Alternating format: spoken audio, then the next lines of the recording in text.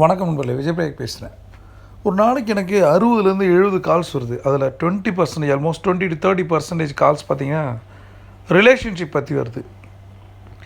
என்னுடைய ஒவ்வொரு ஒர்க் ஷாப்பையும் நான் சொல்லுவேன், 3 விதமான சேலஞ்சஸ் இருக்குது. ப்ராப்ளம்னு எதுவுமே கிடையாது, சவால்கள் தான். அந்த 3 சவால்களில் முதன்மை சவால் என்ன அப்படின்னா ஹெல்த்து, 2வது ரிலேஷன்ஷிப், 3வது தான் பணம். இது மூணும் ஒரு ட்ரையாங்கிள். 33% தான் ஒன்று இல்லைனா மற்ற 2 இருக்காது நண்பர்களே. இது 3ம் ட்ரையாங்கிளில் ரொம்ப ரொம்ப ரொம்ப முக்கியம் நண்பர்களே. ஏன் ரிலேஷன்ஷிப் ரொம்ப முக்கியம்? நம்ம சம்பாதிக்கிறது எதுக்காக? நம்ம வாழ்கிறது எதுக்காக? நம்ம குடும்பத்தாருக்காக. இப்போ இந்த குடும்பம் ஒரு கட்டுக்கோப்பாக இருக்கா? நம்ம கண்ட்ரோலில் இருக்கா நம்மளோட ஃபேமிலி? இப்போ நம்ம சேர்ந்து ஒன்றா சந்தோஷமாக இருக்கோமா? இந்த கேள்வியை நான் பல பேர்கிட்ட மனசாட்சியோடு கேட்குறேன். இந்த ரிலேஷன்ஷிப்பை சரி பண்ண என்ன பண்ணலாம்? பேருக்கு சேர்ந்து வாழ்கிற குடும்பங்கள் அதிகமாகிடுச்சு. டைவர்ஸ் ரொம்ப சீக்கிரம் ஆகிடுச்சு. யாருக்கும் யாரையும் பிடிக்கல. சீக்கிரமாக நம்ம போர் அடிச்சிடறோம் ஒருத்தங்க. இதை மாற்றுறது எப்படி? இதுக்கு தான் இப்போ ரிலேஷன்ஷிப் டிப்ஸ் நான் உங்களுக்கு சொல்ல போகிறேன். இது ரொம்ப ரொம்ப முக்கியம். இதை நீங்கள் கட்டாயம் கடைபிடிக்கணும்னு கேட்டுக்கிறேன். யாரெல்லாம் கோல்டன் ஹவர் பண்ணுறீங்களோ 100% சக்ஸஸ் சொல்லுவேன். உங்களுக்கு என்ன வேணுமோ, உங்களோட பர்சனல் சக்ஸஸ், உங்களோட பிஸ்னஸ் சக்ஸஸோட சக்ஸஸ் ஃபார்முலா கோல்டன் ஹவர். தங்க நேரம் பண்ணுங்கள், லைஃப்பில் ஜெயிப்பீங்க. அந்த தங்க நேரத்தின் முதன்மையான விஷயம் ரிலேஷன்ஷிப்பில் எப்படி ஜெயிக்கிறது, அதை நம்ம பார்ப்போம். அந்த ஃபஸ்ட் வேர்ட் கால் எம்பத்தி அப்படின்னு சொல்லுவேன். எம்பத்தினா என்ன? ஃபஸ்ட் இதை எப்படி சொல்கிறாங்கன்னா, the ability to understand and share the feelings of another. அவ்வளோதான். The ability to understand and share the feelings of another. முதல்ல புரிஞ்சுக்க நினைங்க. 2வது அந்த ஃபீலிங்ஸை ஷேர் பண்ணுங்கள் ஒருத்தங்க. இது இருந்தாலே நிறைய பிரச்சனைகள் வராது. முதல் விஷயம் எம்பத்தி. இந்த ரிலேஷன்ஷிப்பில் முதல் விஷயம் என்னது? எம்பத்தி. இதுக்கு என்னென்ன விஷயங்கள் பண்ணலாம் அப்படின்னு நான் யோசிக்கிறேன். முதல் விஷயம் என்ன அப்படின்னா, சீக்கிரம் பிரிஞ்சுறது நடக்குது. டக்கு நான் சொன்ன மாதிரி தான், சீக்கிரமாக போர் அடிச்சிடுறோம். இதை மாற்றுறதுக்கு எப்பப்பெல்லாம் பிரேக்கப் வருதோ, எப்பப்பெல்லாம் நம்ம சண்டை போட ஆரம்பிக்கிறோமோ, எப்பப்பெல்லாம் நம்ம பேசாமல் இருக்கோமோ, அப்போல்லாம் ஒரே ஒரு விஷயத்தை ஞாபகப்படுத்தி பாருங்கள். உங்களுடைய அஃபேர்லேயோ, உங்களுடைய லவ்லேயோ, உங்கள் ரிலேஷன்ஷிப்லேயோ, உங்களுடைய மேரேஜ்லேயோ முதல் 90 நாட்கள் எப்படி இருந்தீங்க? முதல் 30 நாட்கள் எப்படி இருந்தீங்க? உங்களுக்கு எப்படி ஒருத்தங்களை பிடிச்சிது? எந்த அளவுக்கு அந்த லவ்வாக இருந்தோம்? அந்த லவ் எங்கே போச்சு? காலங்கள் மாறலாம் நண்பர்களே, எல்லாமே மாறிடலாம். புறச்சூழல்கள் வந்துடலாம், குழந்தைகள் வந்துடலாம், ஏஜ் ஆகிடலாம், உடம்பு குண்டாகலாம், எது வேணால் நடக்கலாம். ஆனால் அன்பு மாறலாமா? யோசிச்சு பாருங்கள். அந்த ஃபஸ்ட்டு 90 days லவ்வை நினச்சி பாருங்கள். இதுதான் சொல்வேன். இந்த முதல் டெக்னிக், ரிமெம்பர் டெக்னிக். ஃபஸ்ட்டு விஷயம், ரிலேஷன்ஷிப்பில் ஸ்ட்ராங்காக இருக்கணும் அப்படின்னா முதல் 90 நாட்கள், மெயினாக முதல் 30 நாட்கள் நீங்கள் எப்படி இருந்தீங்க உங்களோட துணைவியோட, அதை நினச்சி பாருங்கள். 2வது விஷயம், லிசன். ரொம்ப முக்கியமான விஷயம் இது. லிசன். கேளுங்க, காது கொடுத்து கேளுங்க. பல பேருடைய லைஃப் வீணாக போனதுக்கு காரணம் கேட்காது தான். ஒருத்தங்க ஓடிக்கிட்டே இருக்கும். நம்ம பணத்தை துரத்திட்டு இருக்கோம். துரத்தி கொண்டு வந்த பின்னாடி குடும்பம் இருக்காத நண்பர்களே. அதுக்கு முதல்ல காது கொடுத்து கேளுங்க, லிசன். 3வது விஷயம் என்னென்னா, என்ன வேணும் உனக்குன்னு கேளுங்க. அதை கேட்க யாருமே இல்லை. மாற்றி யோசிங்க. நமக்கு என்ன வேணும்னு கேட்குறதுக்கு நம்ம யாரையாவது சம்பாரித்து வச்சுருக்கோமா? நமக்கு ஏதாவது வேணுமான்னு யாராவது கேட்குறாங்களா? நமக்கு எது பிடிச்சிருக்குன்னு தெரிஞ்சு யாராவது கொடுக்குறாங்களா? அப்படி யாரும் நமக்கு கொடுக்கலனா ஒன்றே ஒன்று பண்ணலாம் நண்பர்களே, நாம் நிறைய பேர் கொடுக்கலாம். அவ்வளோதான். என்ன வேணும்னு கேளுங்க. உங்கள் குழந்தைகள்கிட்ட என்ன வேணும்னு கேளுங்க. உங்கள் நண்பர்கள்ட்ட என்ன வேணும்னு கேளுங்க. முதல்ல உங்களோட மனைவி கிட்ட என்ன வேணும்னு கேளுங்க.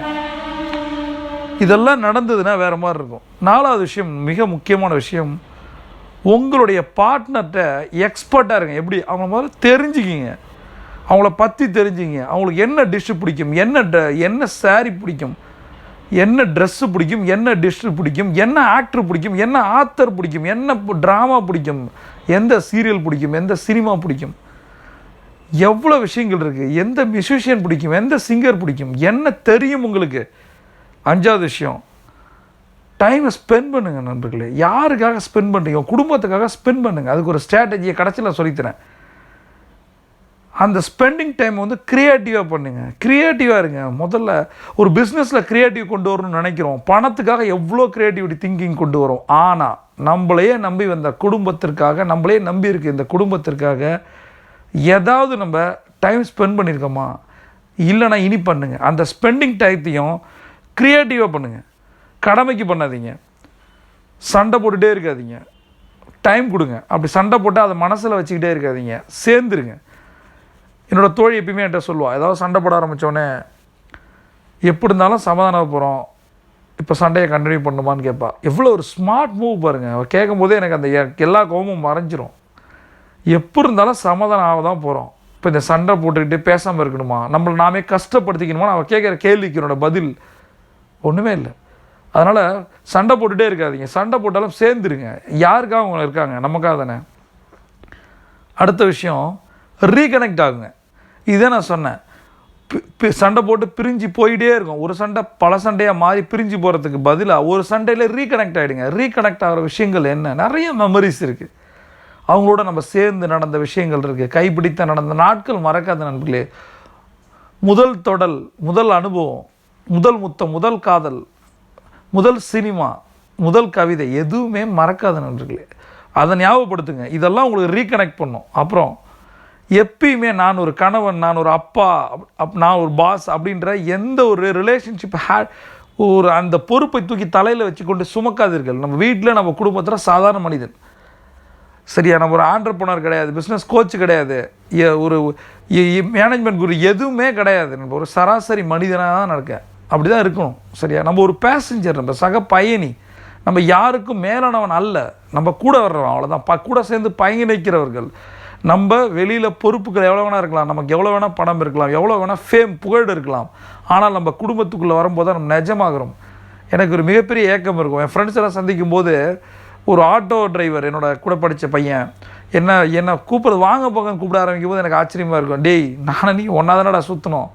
நம்மளோட ஸ்டேட்டஸ் மாறும்போது அந்த கேப் வருது நண்பர்களே. அவனுடைய வாடா போடா எனக்கு ரொம்ப முக்கியம். என்னை வாடா போடான்னு கூப்பிட்ற தோழனும் தோழியும் எனக்கு சொத்து. எனக்கு எல்லோரும் சார்னு கூப்பிட்டு தேவையில்லாத ஒரு ஒரு ஒரு ஹையர் லெவலை கொடுத்து நம்மளை பாராட்டி புகழ்ந்து போற்றி இதெல்லாம் ஒன்றுமே கிடையாது நண்பர்களே. ஒரு நாள் இது காணா போகும். அந்த மரியாதை தேவையில்லைன்னு சொல்கிறேன். நம்ம சாதாரணமாக இருப்போம். எப்பயுமே ஃபோனை தூக்கி எறிவோம். வீட்டுக்குள்ளே போனால் ஃபோனே தேவையில்லை நண்பர்களே. அந்த ஃபோனால் தான் பல பிரச்சனைகள் வருது. எப்படி சிஸ்டத்தை கொண்டு போய் ஹாலில் வைக்கணுமோ, ஃபோனுன்றது பேசுகிறதுக்கு. எப்போ உங்கள் டீனேஜ் குழந்தைகள் பாஸ்வேர்டு போடுதோ, கதவை மூடிக்குது, லாக் பண்ணுதோ, அங்கே நடக்குது தப்பு ஆரம்பிக்குது. எல்லாமே அப்படி தான். எப்போ அந்த பேட்டர்ன் லாக் வருதோ, எப்போ நம்ம கதவை சாத்திக்கிறோமோ, எப்போ கெஸ்ட்டு வந்தாலும் எந்திரிச்சு நம்ம குழந்தைகள் வான்னு கேட்காம உள்ளே பிஸியாக இருக்குமோ, அப்போ அதை நம்ம குளிச்சிட்டு இருக்கா, ஏதோ ஒரு பண்ணிகிட்டு இருக்கா, பிஸியாக இருக்கா, படிக்கிறான்னு பொய் சொல்லி நம்ம குழந்தைகளை சொந்த காலத்தில் வந்து பிரிக்கிறோமோ, இதெல்லாம் ஏதோ ஒரு தப்புக்கு அஸ்திவாரம்னு புரிஞ்சுக்கிற நண்பர்களே. நாம் அப்படி இருந்தோமா? ஆனால் நம்ம குழந்தைகள் அப்படி இருக்கா? நம்மளோட மாமாவோ சித்தப்பாவோ வேறு யாராவது தூரத்தில் ரிலேட்டிவ் வந்தால் நம்ம அப்பா அம்மா இருக்கும்போது நாம் எப்படி ரியாக்ட் பண்ணோம்? ஆனால் நம்ம குழந்தைகள் இப்படி பண்ணுதா? நம்மளோட நண்பர்கள் வரும்போது, நம்மளோட தோழிகள் வரும்போது நம்மளோட குழந்தைகள் அந்தளவுக்கு ரிசீவ் பண்ணுதா? வாங்கன்னு கேட்குதா? வணக்கம் வைக்குதா? போகும்போது ஆசீர்வாதம் வாங்குதா? இதெல்லாம் நான் பண்ணியிருக்கேன். நான் பையனை படிக்கிற குழந்தையாக இருக்கும்போது நான் இதெல்லாம் படிக்கிற பையனாக இருக்கும்போது பண்ணியிருக்கேன். காலேஜ் படிக்கும்போது கூட அதை பண்ணியிருக்கேன். பெரியவங்களை 50 வயதுக்கு மேற்பட்ட பெரியவங்களை பார்த்தோன்னே காலில் விழுந்து வணங்குவது தமிழ் பண்பாடு. அது அவ்வளவும் பிளஸ்ஸிங். அது அவங்க நம்ம மேலே என்ன கோபம் இருந்தாலும் காலில் விழுந்துடும். குழந்தையாக இருக்கும்போது காசு தருவாங்க, அது ரொம்ப அந்த காசுக்காக காலில் விழுவோம். வளர புரிந்தது தாழ் பணிதல். நம்மளோட தாத்தா பாட்டி காலில் விழுறது, நம்மளோட பெரியப்பா பெரியம்மா, நம்மளோட அத்தை மாமா, லைஃப் அவங்க எவ்வளோ முக்கிய நண்பர்களே. அந்த அன்பு கிடைக்குமா? எதை நோக்கி போயிட்டுருக்கோம்? இதெல்லாம் குழந்தைங்களுக்கு சொல்லிக் கொடுங்க நண்பர்களே. காசு பணம் சம்பாதிக்க சொல்லித்தரோம். எந்த காலேஜ் பெஸ்ட்டு, எந்த கோர்ஸ் பெஸ்ட்டு, எந்த நடிகர் பெஸ்ட்டு, எந்த பொலிட்டிஷியன் பெஸ்ட்டு, அதை விட பெஸ்ட்டு, இதெல்லாம் பெஸ்ட். நம்மளை ஒரு தடவை நான் ரீகேப் பண்ணுறேன் பாருங்கள், என்னென்ன விஷயங்கள் நம்ம பண்ணணும். ஒரே ஒரு விஷயம் தான் நண்பர்களே, சேர்ந்து வாழ்ந்தது தான் சுகம். பிரிஞ்சு போனோன்னா அந்த வலி மிகப்பெரிய கொடிமை நண்பர்களே. சேர்ந்து வாழ்ந்த நாட்கள், நம்ம ஒருத்தங்க மேலே செலுத்தின அன்பு அது கிடைக்கல அப்படின்னா, நம்ம எந்த அளவுக்கு அவங்க மேலே அன்பு வச்சோமோ அதை விட 1000 மடங்கு வலியை சுமக்கணும் நண்பர்களே. ரொம்ப கொடுமை. அது எதையும் ஜெயிக்க விடாது. எவ்வளோ பணம் இருந்தாலும், எத்தனை பிஸ்னஸில் ஜெயிக்க வச்சாலும், ஒருத்தியோட அந்த உண்மையான அன்பை இழந்து தவிக்கிற நாட்கள், நேரங்கள் ஊசியில் குத்துறதை விட உயிரோட கொளுத்துறதை விட சமம் நண்பர்களே. அதான் சொல்கிறார்களே, உயிர் பிரிவதை காட்டிலும் உறவு பிரிவது கொடிதுன்னாங்க. அதை விட ஒரு கொடுமையே கிடையாது. ஒருத்தையோட அவ்வளோ க்ளோஸாக இருந்துட்டு அவள் இல்லை அப்படின்னு நினச்சி வாழ்கிற வாழ்க்கை இருக்குது பாருங்கள். செத்து பிழைக்கிற அந்த நிமிஷங்கள் இருக்குது பாருங்கள். கடவுளை இது யாருக்கும் வரக்கூடாது. அது வராமல் இருக்கணும். என்ன பண்ணணும்?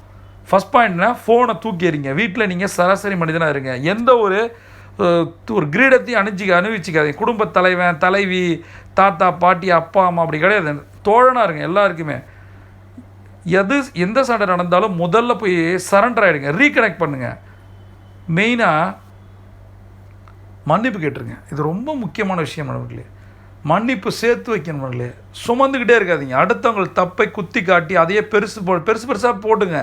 அப்படியே பெருசு பெருசாக ஒரு விஷயத்த 10 100 1000 நினைக்கும் போது கூட சேரவே முடியாது. சேரணும்னு நினைக்கும் போது அவங்களும் நீங்களும் சேர்ந்துருந்த தருணங்களை நினச்சி பாருங்கள்.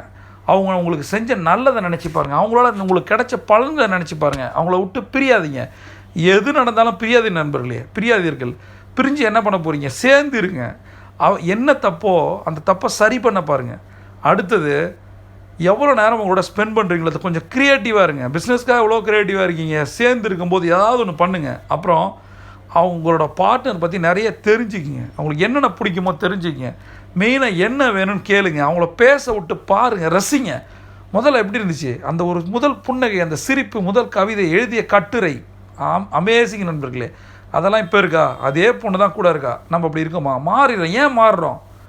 எது வேணால் மாறலாம். உடல் மாறலாம், உணர்வுகள் மாறலாம், அந்த அன்பு மாறலாமா? மாறக்கூடாது நண்பர்களே. அப்புறம் முதல் பிரியாமல் இருக்கணும்னா முதல் 90 நாட்கள் நினச்சி பாருங்கள். உங்களோட காதலையும் அன்பையும் பகிர்ந்துங்க நண்பர்களே. வாழ்க்கை ஒரு தடவை தான்.